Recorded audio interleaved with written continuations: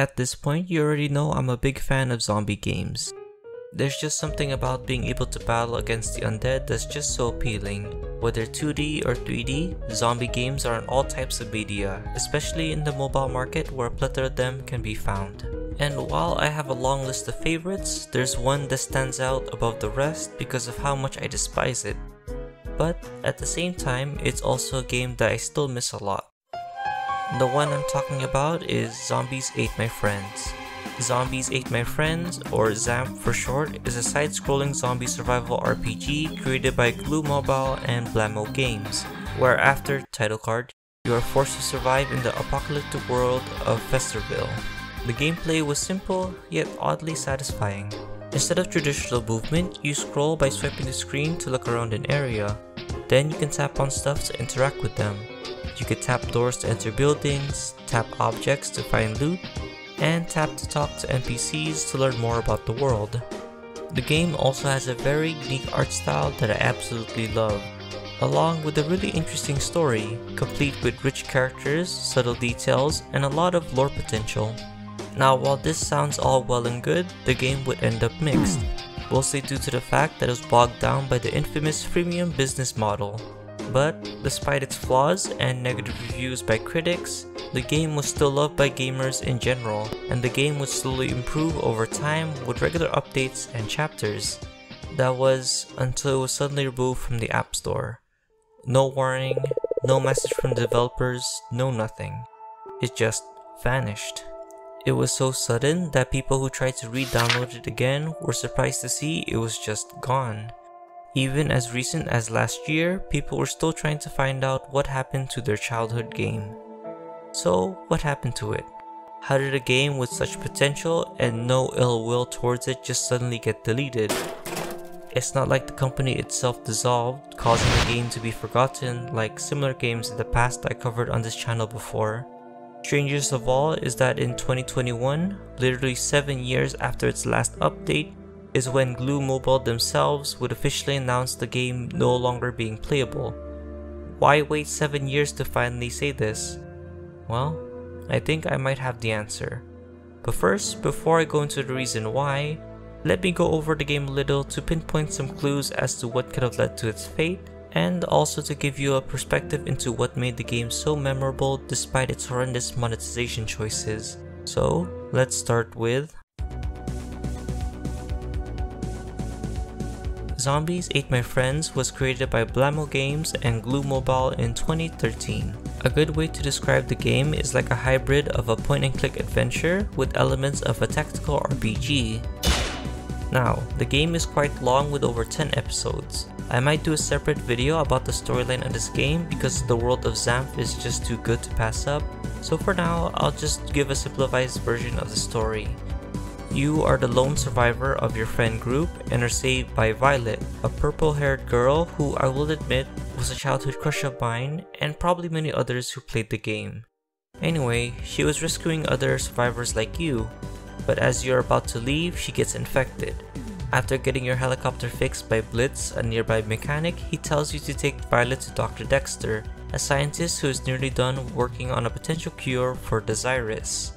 The Zyrus originated from a white-looking fungus that is also known as the zombie ant fungus, which mutated and evolved to affect humans.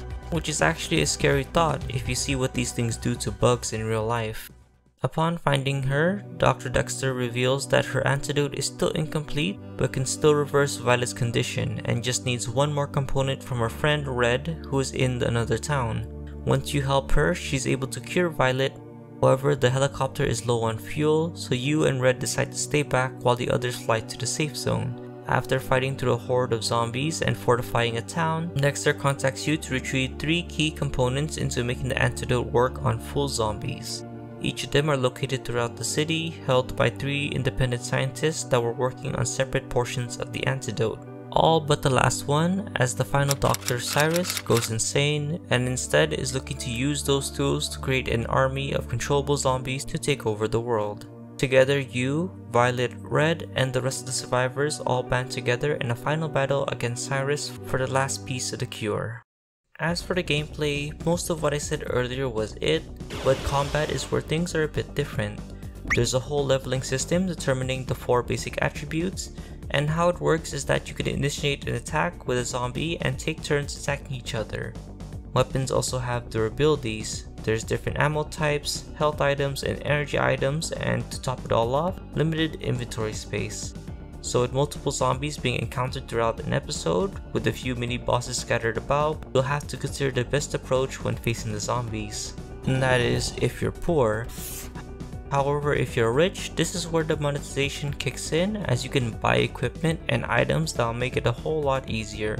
Basically being able to buy infinite energy and letting you just mow down enemies with ease and practically breeze through every episode. And while this might be the game's only biggest flaw, it is almost made up for with everything else. Basically, if you want to play this game without spending, you'll need to remove your expectations from normal console or PC games and enjoy it for what it is. And you'll get to experience the real world of ZAMP. Well, if you managed to get it before it was removed, that is.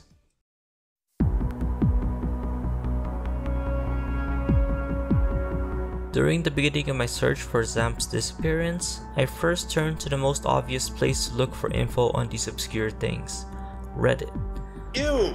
And while the majority of these posts were just people recalling how much they missed the game and wondering what happened to it, one particular comment stood out to me, claiming that the reason for the game's removal was due to Disney shutting down LucasArts games after purchasing it in 2013, which does hold some merit as it fits the timeline since the last update was just a year after, but there had to be more to it. So after some quick searching, Glue did develop a Disney licensed game called Sorcerer's Arena, but Glue was never actually a part of LucasArts, but this was a step in the right direction. So I began to look into the history of Glue Mobile itself. Turns out Glue originally started off as a company called Sorcerer, which worked on a few small games until 2005, where it would acquire and merge with Macrospace to form the Glue Mobile we know now.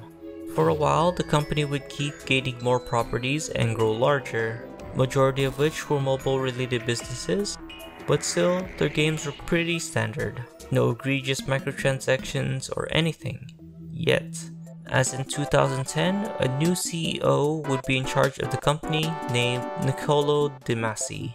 De Masi used to be the CEO at Hands On Mobile, another mobile games publisher. However, the difference is that their games primarily used the freemium business model, which he would implement effectively into their games moving forward.